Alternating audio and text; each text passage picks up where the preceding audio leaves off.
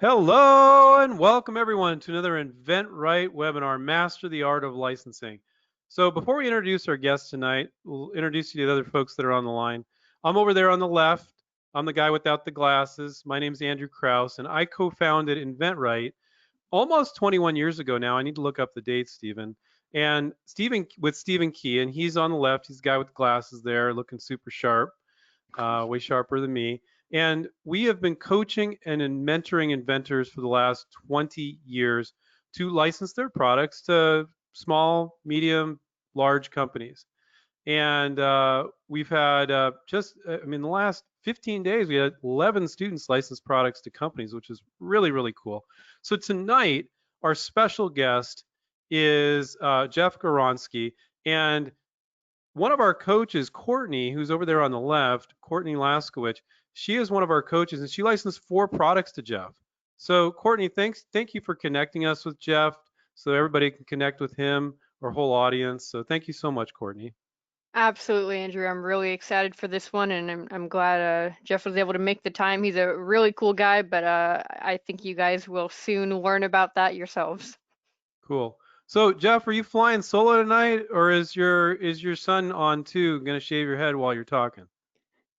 No, I'm solo. No head Okay. shaving during this. Well, let's So, do this. Stephen, Let's start it. go ahead. Are we ready to go, Andrew? Because I'm just going to Yeah, go jump for it, in. man. I'm excited about this. Jeff, let's start at the very beginning. All right. You started your company because you're an inventor. Is that correct? Well, I didn't know I was an inventor. I was just a college student with an idea.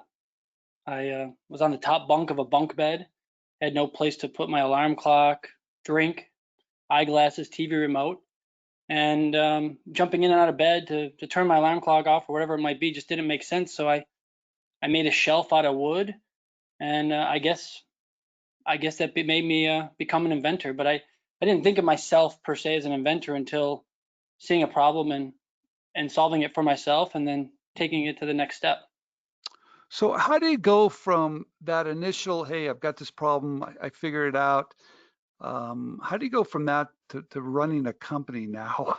I mean, how do you do that? I mean, did you know that this is what you're going to do because you specialize in one particular area? In fact, Andrew, can you go to his website so people can see? Yeah, I was just about to So, pull it up. Jeff, how'd you make the jump from like, hey, I've got this one idea, now I'm selling all these great products on the internet?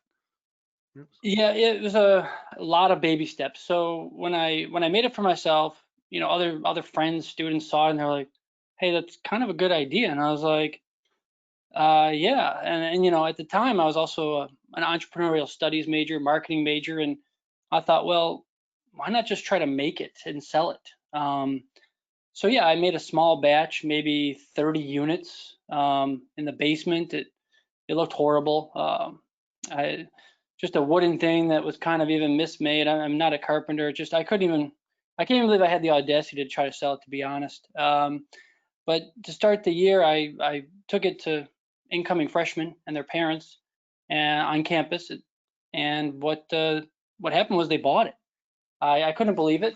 I probably would have sold out, except my university, which I'll keep nameless, decided that I was soliciting, and the campus police ran me off campus, telling me I couldn't sell anything. So I only sold maybe half the batch, but I think I would have sold out had I been allowed to continue.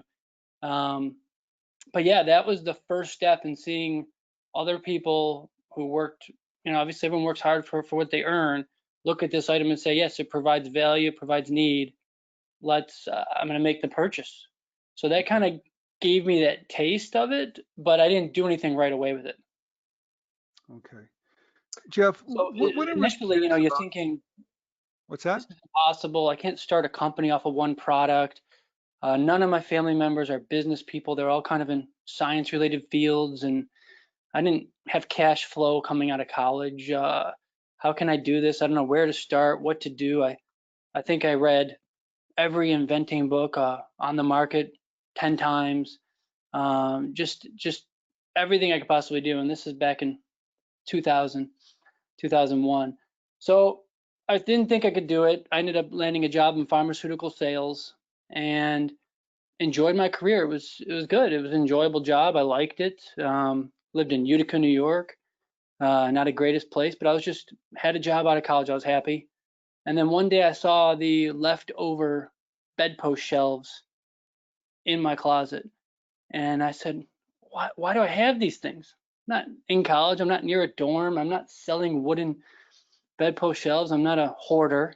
There's no reason to have these wooden shelves. But I couldn't sleep for days. I really couldn't. I was starting to get that feeling there must be a God-given reason why I have these things, and ultimately found myself praying about what to do. Where do I go next? And really said, if I'm meant to own a company, if I'm meant to launch this product, which I still believed at that time I had no capacity or knowledge to do, well, then I just ultimately prayed for guidance on leading me in that direction. And from that point on, I was essentially led. I ended up doing extremely well in pharmaceutical sales, which gave me the confidence that if I could do great at my job, if I could do great for my employer, then maybe I could do great in creating my own company. But I needed that. I needed to be able to prove that, hey, I can run my job at the highest capacity. And then during that, when that started succeeding, I started slowly, getting the product developed. I found an engineer. I had it made. I had prototypes. I, did focus groups and spent a couple of years doing all that. And then finally, when the time was right, I just said, you know what? You live once. Just let's do it. I could always go back to pharmaceutical sales if I fail. But 50 years from now, I won't be able to go back and say, what if I tried that bedpost shelf idea? So I had 10,000 units made, all savings, all investor money, bank, friend, family, everything, and just put it all on the line. And before you know it, 10,000 units were in. I didn't have any sales, and so I had to start selling. And that's the one thing I knew how to do from my one job. And I drove around the entire country, sleeping out of my car when I had to, finding the cheapest motel and paying with pennies. Wichita, Kansas still sticks in my memory because that was the cheapest motel I found for $18 and change, and just using change. And I just found a way to sell unit by unit until I essentially had a company.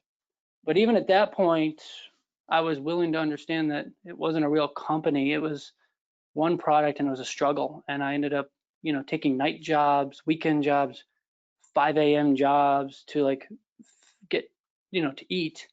And then in the day, try to get that to go. That was all obviously after traveling the country and trying to drum up sales on the phone and in other ways. And it just kept growing and building from there. I don't know if you'd like me to continue with the rest how it happened, but you can see where the building blocks of just sheer grit and feeling like I was led in that direction allowed me to keep fighting. So Jeff, because of your experience being an inventor and really building it up from scratch, has that impacted the way you treat inventors, you think? Oh, sure. I mean, how do you, when you started off, me starting off that way and facing lots of rejection and knowing, that uncertainty, for years, lives within me. It wasn't handed to me. It wasn't, it was a very obscure item, a shelf for the top of a bunk bed. I mean, how many people need a shelf for the top bunk of a bunk bed? I mean, so, it was a limited item, but I guess I always knew if I just got my foot in the game, so to speak, of business and just started going, that kind of opens other doors and opportunities that you can't understand what exist until you just jump in. Sure. So knowing that it's a struggle, I do always want to lend a hand or advice or help to inventors, because I know I could definitely think of plenty of mentors or people that fielded my emails or calls or said something, and maybe to them it was minor, but every little piece kind of assisted along the way. Nice. Hey, Courtney, let's jump over to you for just a minute. Sure. Okay, so you're coming up with ideas, and how'd you find Jeff and DormCo, and why did you start inventing for things for a dorm when you didn't even go to, I mean, you learn, you came up with ideas because you went to school and you had a dorm and you knew that you needed extra space. I mean, No. tell us your story. How did you find Jeff and how did that all come about? Yeah, so I have been to a community college. I do have associate's degrees. I've never been to a dorm, never been to a university. I've never seen inside a dorm. Um, so I actually did not start off in this industry either. Okay. My first product that I started out wanting to license is the keyboard desk, originally called the Key Desk, and that was what I wanted to start off with. I had this problem, I came up with a solution, there it is. And I actually started in the office supplies industry and I made a hit list and I had about 30 companies in there and I knocked every single one of those out. Um, and there was no market for it. No one was interested. So I thought, what other categories could I have this product idea in? And I came up with a couple other ones, which were all knocked out. I tried kind of the organization area for home decor. I kind of tried gifts a little bit, novelty. I tried DRTV. And then I looked on a trade show database, and one of the categories, which I was not even aware of, was a school. And I clicked on school, and I went down, and there was maybe 100 companies in there, maybe a little less. And I just went down that line and decided if it worked really well for the product line or it did not, and I'd either put them on my hit list or I wouldn't. And I'd say about the 8th one down, I found DormCo and it felt like it was going to be a pretty good fit. So I reached out to Jeff, and that's kind of how our relationship started. Well, how did you reach out to Jeff? Was there a link? Was there an email? How'd you do it? There was an email on the website, and I emailed that, and it did not send my sell sheet right away. I asked if they took outside product ideas, and Jeff said yes. And I sent him this sell sheet, which you can see on the left, Mm-hmm. and then the rest is history. So, Jeff, let's go to you now. Okay, so Uh-oh. so Jeff, you get all these emails from everybody. What do you do with all those emails? I mean, that sounds kind of like you opening the door wide open. Well, yeah, the door seems open, right? But I mean, I know the dorm industry, like I've just spent my life, and it feels like right now this is like 20 years later. So I can look quickly and say if that could be a fit or maybe not a fit, Okay. or something along those lines. And so I do my very best. I may not always succeed, but I do my best to try to reply to everyone and give it a look, because there could be a winner. There could be something that fits, and something that helps the inventor, something that helps our organization. We have this deal with Courtney. We have there's 2 other deals that we have with other independent inventors, and with products that we have with them, it's their only product they've ever made or licensed. So we know that there's items out there that are waiting to be found within this industry. So for me to ignore it or to get to a point where I'm too good for that, that's crazy. That's the industry needs new, inventive, great items, and it's fun to have, and it's enjoyable. I kind of enjoy that part, is trying to bring a new product to life and working with someone on it. So there's no doubt, yes, we get some products that absolutely have nothing to do with dorm. And sometimes I even, I'm like, should I even reply to that? This is absolutely nothing with dorm. Is the person even looking at the website? And so some of those may go unanswered because I'm like, okay, they didn't look at the website. I can't look at the email. It's not being rude. It's just a matter of, well, take the time. If it's a fit or you have something genuine, I'm here. I want to vet it out. I want to talk to you about it. Or or even if it's a good item, but it's not for me, I just want to give that little bit of encouragement too, to say, hey, it seems like it has merit, but it may not be a DormCo product. Just so that person knows, hey, they have a path. Jeff, thank you very much for pointing that out. And that's a very important lesson that everybody's listening tonight. You really have to understand the company's business. Spend some time on their website, look at their products, look at the price point, look at the material. If there's a mission statement, a blog, please read it. So when you do send your idea in, you're not wasting your time, but you're not wasting the company's time too, because sometimes that's why they don't reply back. Jeff, that complaint we've heard repeatedly.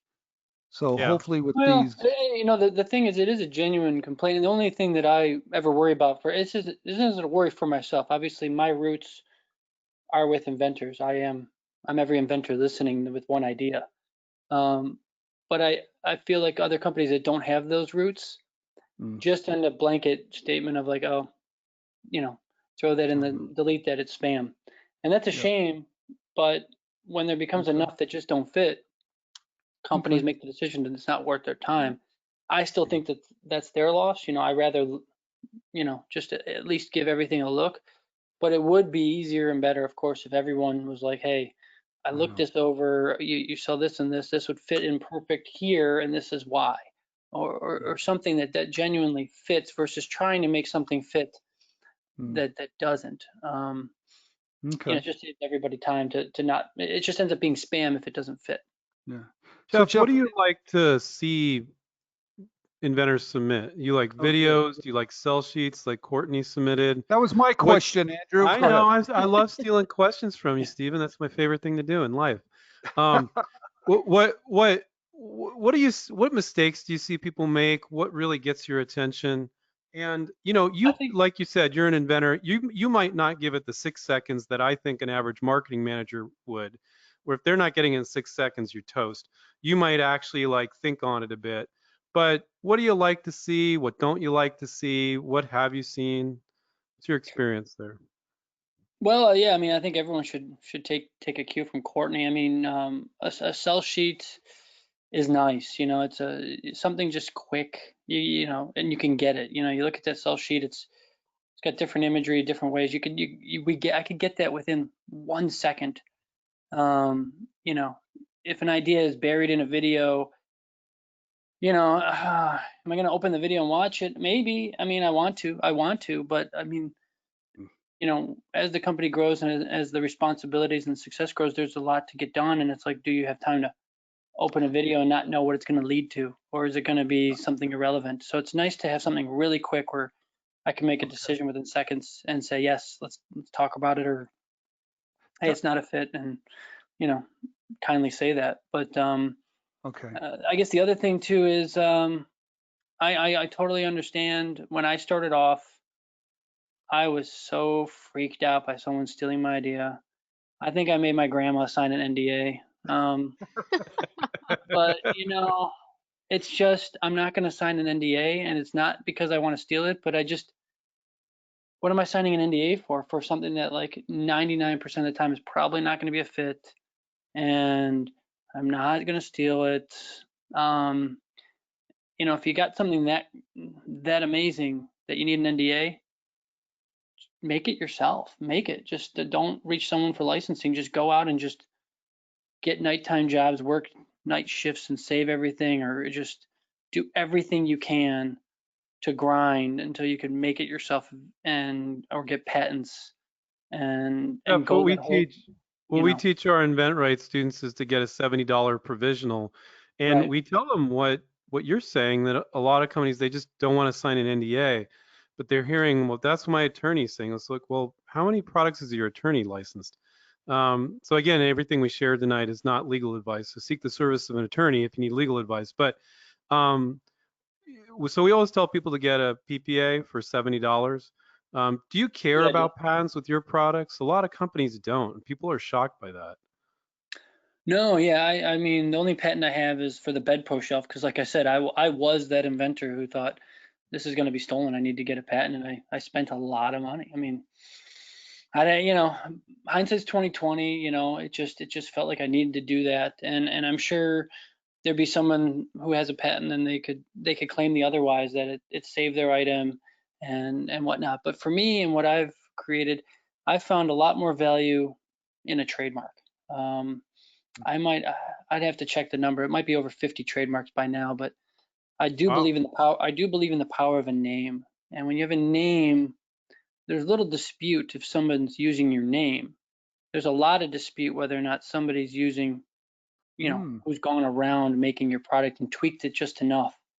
The name is where I think a lot of value lies.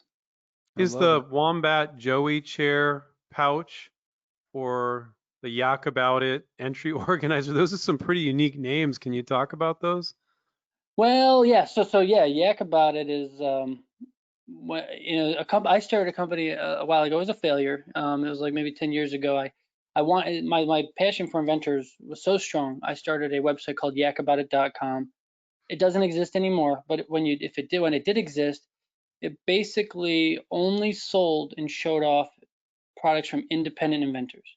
So everyone who had an independent invention, they would showcase their item, and they would showcase it at the same time as somebody else, and it was kind of like a battle, and wanted to get people talking about, who liked this, this or that item better and why, and just kind of made it like a fun event, showing off people who had one item that were just regular people, if you will, not companies. And that was Yakaboutit. So when I wanted to create a wooden product, I just wanted something that it just wasn't a piece of wood. I wanted just to kind of have a fun name for college dorm life, and I just kind of reused that Yakaboutit name. But that is a trademark name and whatnot. And Wombat Joey, that might be trademark too.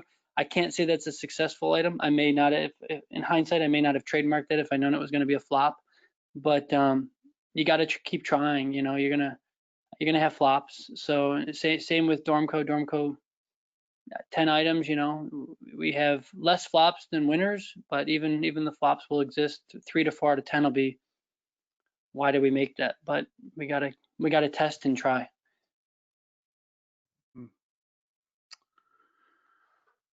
My turn. Sure.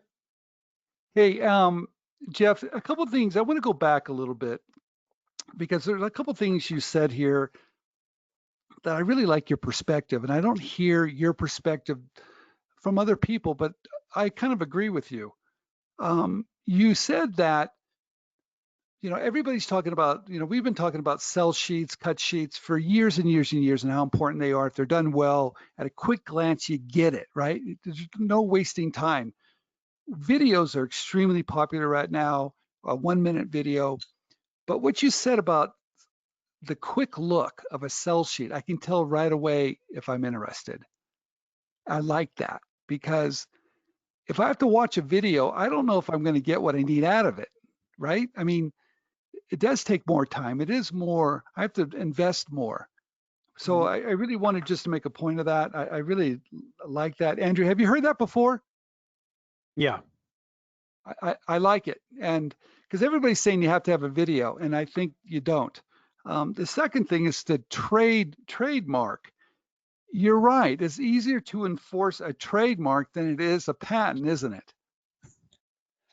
I thankfully I've never had to, but I believe so. I've had other professionals in industries with names where they've defended and they've been successful in defending those names, and it's pretty powerful. And even recently, just watching a Netflix about McDonald's and how the fact that he eyed McDonald's, he didn't copy it because it was the name McDonald's. The name was special. I think there's just something about a special name. Even when you think about brands that are popular, you just hear the name and you're like, yeah, that just sounds good. It's gonna work. The name is almost, the product obviously is everything, but if the product's everything, the name is right behind it. Yeah, because patents, there's could be variations, workarounds. You got the court system. I mean, even if someone takes your product, a lot of online sellers are copying people's products these days. They take the name too, because you've already built some goodwill, and it's an easy way to stop them. So anyway, those two notes were just spectacular. Okay, so let's get back. So, because I want everybody to really understand this process. So, Courtney, all right, you send that email to Jeff, right? Yep. And when does he ask to see the sell sheet? And when you did send it over, how long did it take to get back to you? Were you nervous? What did you think? Were you that typical inventor? Oh, he's not responding to me. What type of interaction did you have? Well, one of the first things he said is, "Do you have any, marketing materials or anything to kind of explain it more?" Of course, I was just asking if he was open, and he said yes. And so right after that, I went ahead and sent my sell sheet. And actually, pretty quickly, he responded and said he was interested. But we went back and forth a little bit via email, and more time went past, and it kind of passed the time when they would be looking for Okay. product ideas. And he said, this is an interesting product. I am interested, but this is just not the right time. Would you just contact me back in 6 months, and we can just Hmm. go from there and see if Okay. we're both still interested and move forward with that. But one thing I would like to point out is one of the first things that Jeff said via email was that they only sell online. What I found really powerful about that was he was thinking of the other person in mind. It wasn't just Hmm. can I take this for myself? It was also it was a relationship. It was a give and take. He asked right after he said that he was interested, was would I still be interested if they only sell online? And right off the bat, just listening, reading his response, I felt was really powerful. That it's not just a one-way street. We both need to be happy, and I feel like that's a really important trait for both parties to have. So 6 months went by, and I hit him up again, and he said, "Yep, I'm still interested. And let's find a way to make this happen. This is a good time." So we talked more about the design of it, and then. So Jeff, let's talk about timing. How important is timing for you? And what was happening, if you remember back, was it a trade show, or were you going on vacation, or why wait? Why did you push it back? Vacation? What's that? Just kidding. Just Even kidding. he has his own company. He doesn't do Oh, that. come on. Man, no, yeah. So the dorm season. I mean, yes. So like the dorm season is very interesting. I know everybody wants it to be year round. Everyone's like, well, but there's students still in dorms right now. I'm like, no, no, no. A student in a dorm now is buying pizza and beer, and the parents are like celebrating at home that their kid's not there anymore. There's no shopping for dorm stuff in October. So really the season is July and August, maybe June, July, and August. It's a 2.5 months. So we need everything in prior to spring if we're gonna go for it. So we do all of our like development and new ideas in the fall. And if it's in the fall, it can be, worked out, how, go through a lot of iterations of it, and we can have it in time for spring. Okay. If it's the summer, like that's when you can contact the most because everyone's like thinking of dorm. But we're just holding on. I mean, because we're dealing with tons of orders and all sorts of every fire you could think of. So that's our peak time. We're just like, hey, let's get through this season and enjoy it and make sure it's a success before we're thinking of next year. And then when we get too far, in the winter, we just know how long the process takes. And sure, we could start it then, but we're already spending our time thinking of, okay, how do we take care of those students going off to college this year and working on that aspect versus like new product aspect. Mm-hmm. So for what I do, yeah, it is a targeted time of September through December of looking for the new items that could happen for the following year's summer, spring. But sometimes something will be such a hit, or I'll have a factory that I'm working with that I know they can make it really quick, where I ignore that rule. But sometimes I know, okay, we just gotta push this back because it's not possible now. Jeff, well, let's talk about who buys from you. Is it the parents that are buying on your site, Or are their kids right there? They're going to college. Are they there with their parents that purchase? I mean, how does that all work, or do you know? Yeah, I mean that's been the age-old question, you know, chicken or the egg. I think it's a combination of both. Um, I do think a lot of it is female driven. You know, if it's the son going to college, does he care 100% about how his room's going to look? I don't know. He might care about his bedding, but his mom cares. His mom's going to be there trying to make sure it's right. So maybe she's driving that sale. In the case of the female high school student, you know, she's excited. She's been looking. She's been looking since junior year about what her dorm room is going to look like, and you know, she might have already decided what company she wants to buy it from.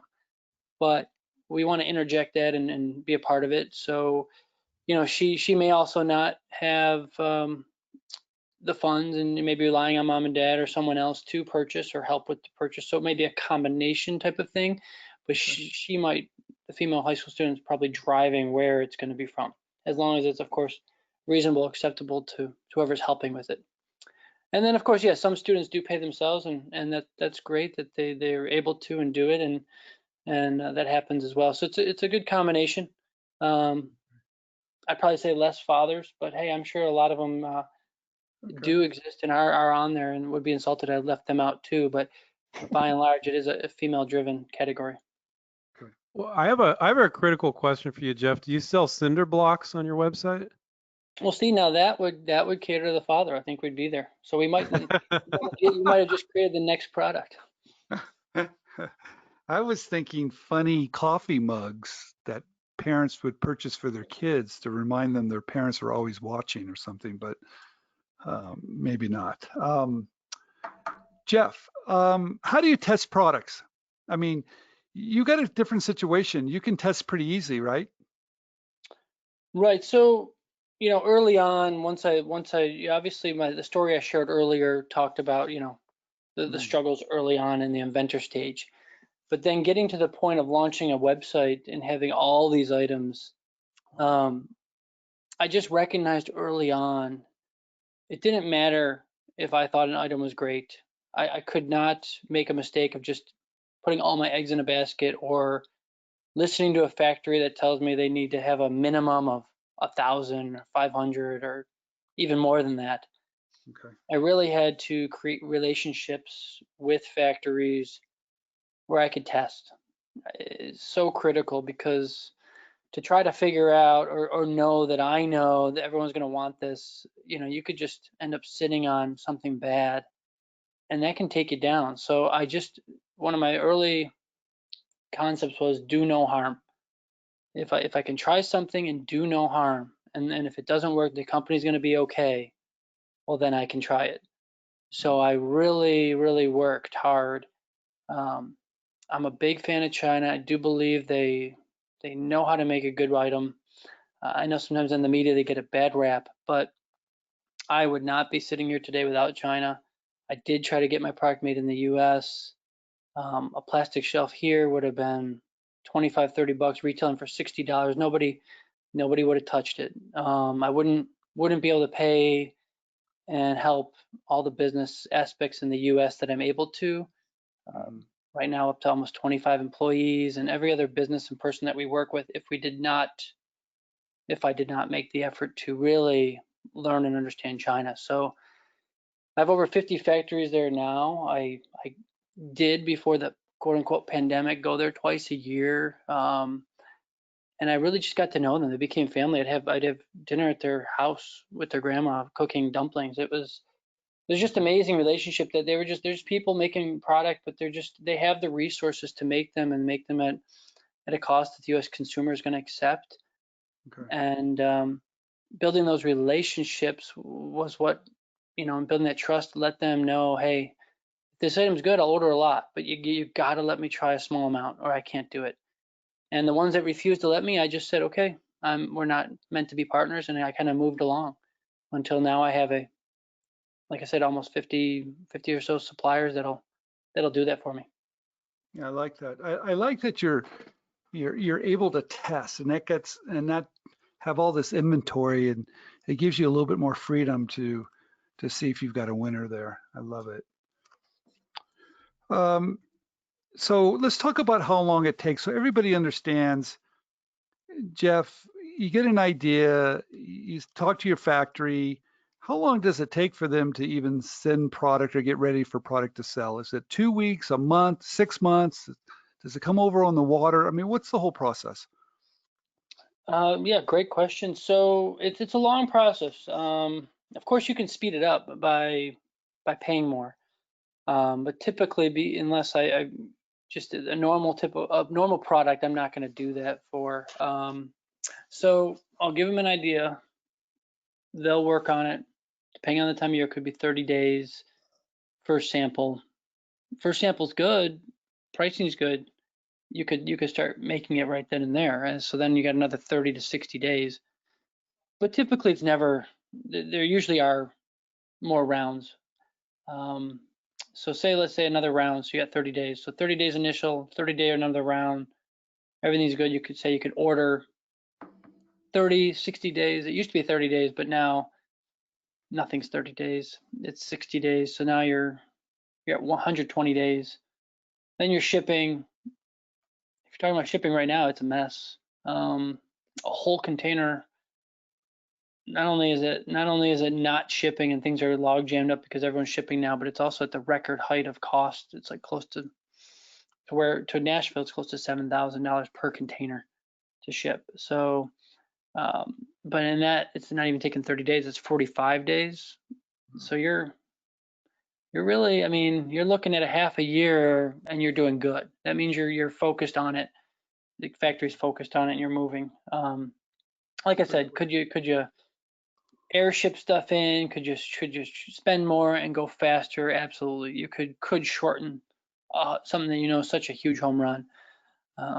But for me, I typically just realize I never know what's going to be the home run. A lot of times it's an item I'm like, I'll take a shot on it, and then it does way better than I expected. Then the item I thought would be great, kind of flops out or doesn't reach the consumer demand in a certain way.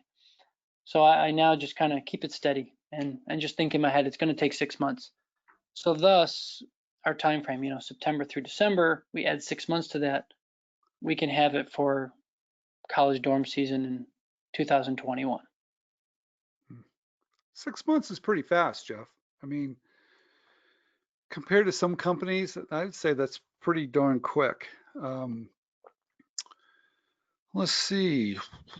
So, well, I mean, in that, I appreciate that compliment. And maybe for me, that could just be that relationship building through all those factories in China. Like each one, a lot of companies that do work, overseas, or maybe they may work with a lot of middlemen, if you will, middle individuals.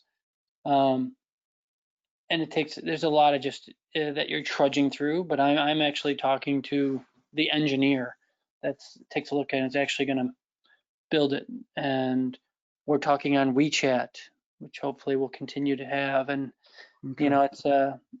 It's quick. It can be quick in that way, where the conversation is, for example, Courtney's item, I can, talk to them the next day on it. And before you know it, they're going to start working on it. Now, they may not be able to drop everything they're doing. That's why I add 30 days. But, that's thus the 6 months is typical. Courtney, how was it? Tell me when you first saw the video of your product, or you saw it on his website, or you got a sample. How'd that feel? I absolutely could not believe it. I actually stumbled upon it on his website for the trunk pocket, and I honestly was completely floored. I opened it and it kind of took a second to realize that this is my product. And when you think about it from maybe Jeff's perspective or DormCo's perspective, they're not spending an insane amount of money on these videos. This is not something that is extremely expensive for them to create. It's something, to drive more sales for that particular product. Certain products have videos, some don't. But for the inventor, for myself, it was huge to see that and to watch it. It kind of, to me, felt like I was getting a licensing deal all over again, seeing that product with someone using it, different uses for it. I thought it was really beautifully done, and I was very impressed with it. And again, I was just really surprised that there was a video and that I could, watch this video in an actual dorm room and how people use it. So it was very exciting for me to see that. Yeah, I got the license it twice. How great is that? Andrew, let's do this. We got 15 minutes. Why don't we open up, see if we have any questions? And Jeff, thank you. Well, first of all, Jeff, thank you for being so open and inventor friendly and talking about your business and how it kind of works. It gives us a different perspective on how you run your company and how you treat people. So thank you. Sure. so for those of you that are new, you can type your questions into the question box. We got a few in here already. First one for Joe, I'll just kind of shorten it up a bit. Essentially, Joe's saying a lot of people are in studio apartments. Have you ever considered a sister company that would cater to folks in studio apartments? Well, I did. I actually launched a website called tinyloft.com. And I did so because the dorm season was so short. It just felt like having employees the whole year it was like in the beginning, it was tough. I mean, there's 2 months where you're getting sales, 3 months. So I was like, well, what if I do tinyloft.com and sell all the same items from dorms for lofts or apartments? It failed. And I still own tinyloft.com. Could it occur in the future? Maybe. But I think why it failed was my just heart wasn't there. It was kind of like, oh, hey, we can slap a new sticker on it calling it loft or apartment and it'll work. But I just find that anything I do when I don't really put my soul behind it or feel passionate about it is just like, hey, this will be a moneymaker. It just doesn't work. And my guess is probably that's why it didn't connect. So I ended up just cutting the cord quick on it. Within a year, I just was like, no, we're not going to spend any more time on this. This isn't fun. Next question is, we got John, Veronica, a few others are asking, how has your business been affected by the pandemic? Well, I even when people ask, I get a little sheepish to say it, but it's the pandemic has made sales surge to levels I never thought were possible. When everyone was, essentially forced to shop online, our brands, and our product, we're a small company. If you stop people on the street and say, have you heard of DormCo? I'm sure 9 out of 10 would say they haven't. If you caught one, I'd still be surprised. I still think we're just unknown. DormCo and Be Your Bed, just unknown names. But I think what happened was with the pandemic, everyone had to go online and they started saying, well, I can't go anywhere. What do I do? And they started making their home better and organizing with our dorm products, even though they weren't in a dorm, or they were looking at their bedding and saying, wow, let's make my bedding better. I have time to nap. I'm not working now. I don't know, but Be Your Bed just surged to new levels for the bedding. And so I in some ways I'm embarrassed to say it because I do know so many people have struggled during the situation, but for anyone online, I should say, not just myself, but others that I know within the industry in retail sales online, they've seen a net gain from the horrible situation. Yeah, we've seen an uptick in licensing, our students licensing products too, Stephen, and it feels a little weird considering some people are really struggling during the pandemic. It's interesting because some industries are doing extremely well. Some, of course, are struggling. It all depends on the industry, but Jeff's right. A lot of people, if you're online and if you've got a product that kind of fits people's, maybe their, not so much their wants, but their needs, it's going to do extremely well. Overall, we've seen licensing. I think we've seen over 11 licensing deals in the last, 20 days or so. So it's more popular than ever in certain industries. We're really glad to hear that. So, well, Jeff, that's really amazing too, because how many home offices are appearing now that didn't appear pre-COVID? I mean, right? Everybody's got an office well, now. What was funny was DormCo used to sell desks, and the desks ended up selling out during it. But we were actually on our way of just not selling desks anymore because most dorms come with a desk. And the desk didn't fit because dorms come with it. But then, when the COVID time hit, our desks were inexpensive, they were easy to put together, and then they ended up selling out. Now we're like, well, do we bring those back? But it kind of doesn't fit dorm because we know it didn't sell well for dorm, but now for home it does. So it's kind of an inner question that we have within our organization. This next one's from Eric. Go ahead, Stephen. No, that's really interesting because how many people are homeschooling their kids too? I'm sure that's helping sales, right? To keep everything organized within that room. It's a mini classroom, right? Basically. Right. Yeah, incredible. Yeah, I have an 8-year-old daughter, and we were looking at a desk. We decided to use something. Hello, Andrew. Can you hear me? I think you went to work on the desk. I think we lost him. He did. Andrew, did we lose you? It's impossible. No. Am I still here? Can you hear me now? Yeah, you're We hear you fine. now. Okay. I was here the whole time. Next question is from Eric. It's for Courtney. Courtney, did you have a prototype when you submitted to Jeff? That's an interesting question. I did. I have 2 prototypes. I'm actually looking at them right now. One's really thin, and they both have slightly different designs. So just right off the bat, yes is the answer. Were any of those shown to Jeff?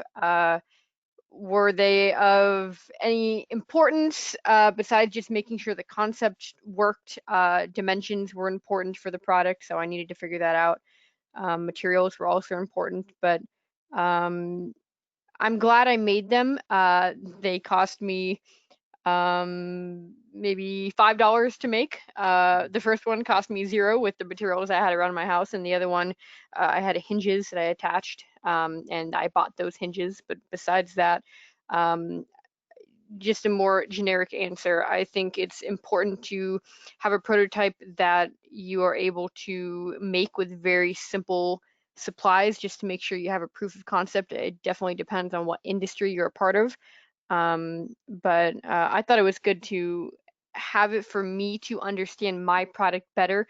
But I think it really depends on the industry of whether it's a prototype is needed, and if a works like prototype or a looks like prototype is important, or if just a virtual prototype is good enough to have for your sell sheet. Jeff, what do you need? Yeah, just knowing what the item is and a quick sell sheet. I don't need a lot. I think sometimes maybe people wait till something's perfect, and I don't need perfect.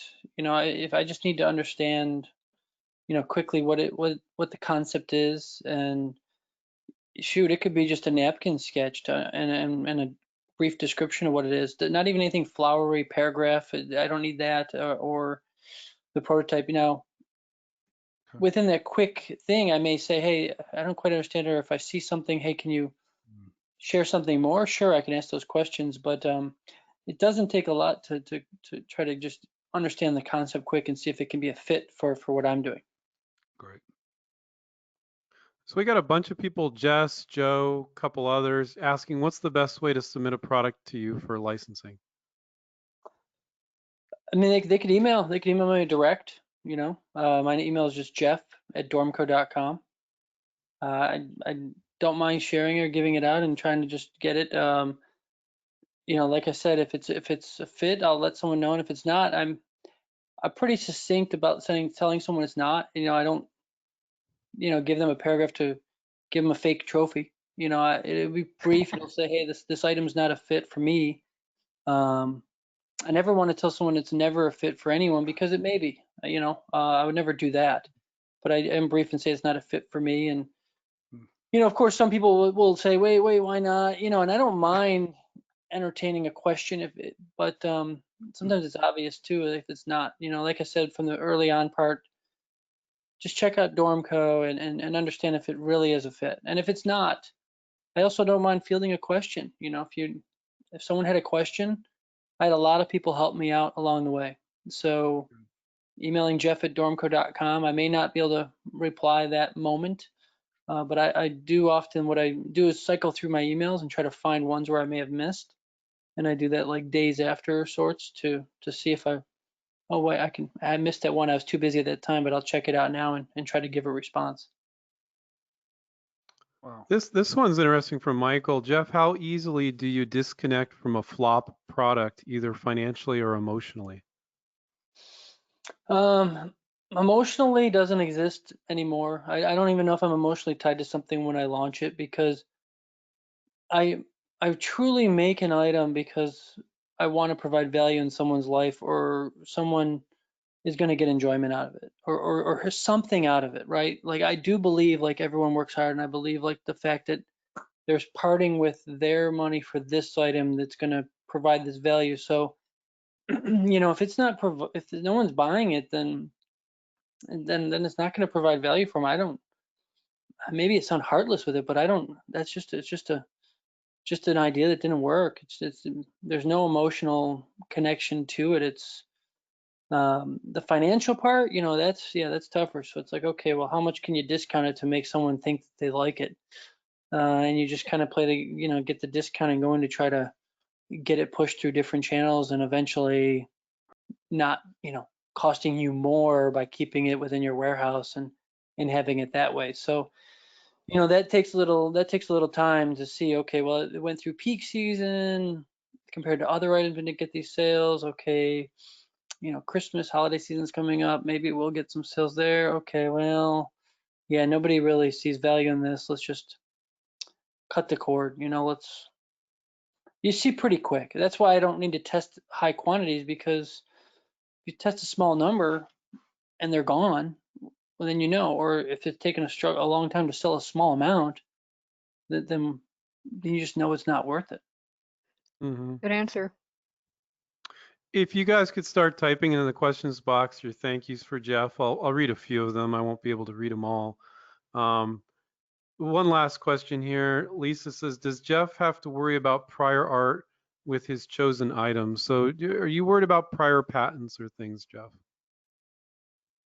As if, you know, I guess to clarify, you mean like as if an inventor got a patent from somebody and maybe submitted a patent from somebody else? I think what they're probably thinking is, when you launch a new product, are you worried you're going to violate somebody's patent? It's funny how inventors worry so much about that. But do you spend a lot of time thinking about it? No, zero time.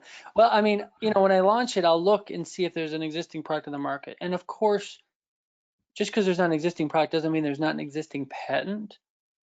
But I don't worry about that as much. And, you know, maybe you should worry about someone who's sitting on a patent and not doing anything, and they could come out of the woodwork.